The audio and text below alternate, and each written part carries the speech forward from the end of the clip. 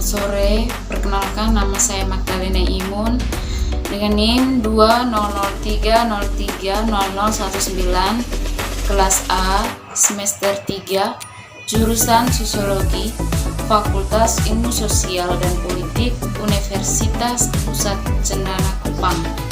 Nah, pada video kali ini saya akan menjelaskan hasil analisis buku kelima dari mata kuliah Teori Sosiologi Modern. Selamat menyaksikan. Baik, kita langsung saja pada tema pertama tentang proyek Goffman. Poin pertama tentang sebuah enigma sosiologis. Erwin Goffman adalah salah satu ilmuwan pada abad ke-20. Dia adalah seorang sosiolog yang diakui secara universal untuk bakatnya yang sangat luar biasa. Sosiologi Goffman merupakan peran penting dalam sebuah perubahan, lebih sebagai contoh konsepsi alternatif praktik sosiologis dari dirinya sendiri yang merupakan sumber kritik teoritis. Tidak hanya Goffman tampaknya menawarkan kasus yang baik dalam hal sosiologi non-positivistik, itu terlihat juga sebagai gejala dari krisis disiplin yang secara aktual atau yang akan datang oleh Goldner pada tahun 1970. Kemudian poin kedua tentang masalah interpretif dalam membaca Goffman. Pencapaian utama Goffman adalah untuk menunjukkan bagaimana rincian dari perilaku co-present orang, yaitu di mana orang-orang yang secara fisik hadir satu sama lain dapat diterima dalam menganalisis sosiologis. Bagi Goffman, perhatian pertama dan mungkin satu-satunya yang tepat untuk sosiologi profesional adalah penyelidikan dalam masyarakat. Kemudian poin kedua tentang asal dan munculnya. Poin pertama, Goffman sebelum Chicago. Kontribusi Goffman dalam upaya perang adalah bekerja sebagai sebuah agensi yang kemudian banyak terlibat dalam produk film propaganda. Sementara tugas Goffman terutama tingkat rendah dan rutin atau film untuk pengiriman dan persiapan terkait dari majalah. Dia tidak bisa menghindari paparan diskusi tentang praktik film untuk menguraikan kehidupan menjadi elemen-elemen yang kemudian dapat direkonstruksi sebagai representasi realitas. Kemudian tema yang ketiga tentang ketertiban interaksi presentasi psikologi sosial. Poin pertama tentang dramaturgi menjalankan interaksi. Dramaturgi adalah teori yang mengemukakan bahwa teater dan drama mempunyai makna yang sama dengan interaksi sosial dalam kehidupan manusia. Goffman menyatakan bahwa dia tidak pernah bermaksud memetafora dramaturgi untuk diambil secara harafiah. Di awal dan akhir presentasi, dia membuatnya jelas bahwa dramaturgi memiliki beberapa kekurangan sebagai model umum interaksi sosial. Di antaranya yang pertama, teater menawarkan sesuatu yang bikin-bikin secara terbuka atau ilusi daripada peristiwa nyata. Kemudian yang kedua, peristiwa yang dipentaskan adalah latihan.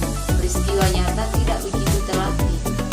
Poin yang ketiga, tiga pihak dalam teater, yaitu diri sendiri, orang lain, dan penonton, diciutkan menjadi dua dalam kehidupan nyata. Kemudian poin kedua tentang ritual interaksi. Di sini metafora ritual menunjukkan serangkaian perhatian yang sangat berbeda untuk permainan sebuah gagasan. Tentu saja, ritual bukan hanya tentang ekspresi hangat memperhatikan orang tersebut. Ini juga merupakan properti variabel dari interaksi sosial paling banyak atau paling baik dikonseptualisasikan sebagai kontinuum dengan kosakata. Pekerjaan selanjutnya menyempurnakan berbagai ide untuk menggambar serta memperkenalkan gagasan etologis ritualisasi. Kemudian poin ketiga tentang genre buret. Poin terakhir ini menunjukkan bagaimana Goffman siap untuk mencampur metaforanya ketika mungkin mengarah pada wawasan yang sangat berharga. Ada banyak contoh praktik ini seluruh karya Goffman. Dramaturgi dan ritual berpotongan di pengajian diri dalam kehidupan sehari-hari, di mana karakter moral dari presentasi diri ditekankan. Metafora ritual dan permainan digabungkan dalam on-ritual, di mana orang-orang digambarkan sebagai pemain dari permainan ritual. Kemudian tema keempat tentang diri sendiri. Yang pertama, syarat untuk manusia. Sebagai ahli etnografi entitas kecil, Goffman menemukan bahwa sosiologinya tidak bisa mendiskusikan diri individu. Pemikiran Goffman tentang individu sama kontroversialnya dengan konsepsi tentang metode sosiologis. Para kritikus seringkali tidak setuju dengan apa yang mereka lihat sebagai pengangkatannya atas dimensi predator, tidak autentik, dan manipulatif dari sifat manusia. Sosiologinya terkenal karena penggunaan istilah-istilah seperti taktik, siasat, plot, perangkat, dan penyembunyian dan sejenisnya. Kemudian poin yang kedua tentang mempertahankan atau kecenderungan menyentuh untuk menjaga bagian dari dunia aman dari sosiologi. Tema sosiologi Goffman yang sangat umum dan sentral adalah upaya terus-menerus untuk membumikan individu secara sosial, untuk menyarankan hal yang tidak terpikirkan, penentuan sosiologis, terutama berasal dari tatanan interaksi atau aturan kedatangan terdiri dari satu set baru, determinan sosial dari perilaku dan pengalaman individu.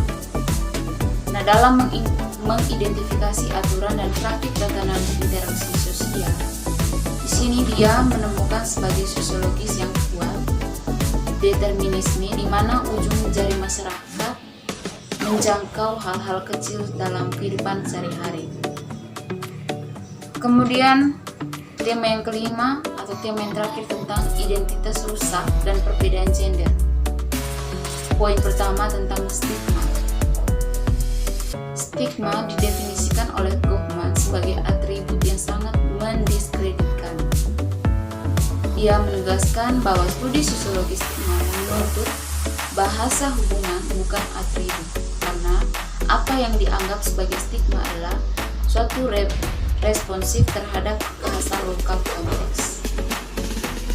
Di dalam stigma, Goffman mengejar satu tema untuk sosiologinya, kontrol informasi tentang diri, untuk menunjukkan kapasitas interaksionalisme sebagai analisis dalam menerangkan seluk-beluk perbedaan manusia. Penolakan dari kemanusiaan orang lain tersirat dalam tindakan stigmatisasi oleh Nussbaum pada tahun 2004 tidak pernah jauh dari permukaan argumen Goffman. Poin kedua tentang perbedaan gender. Goffman lebih jauh mengeksplorasi kompleksitas perbedaan manusia dalam sebuah buku dan makalah tentang gender.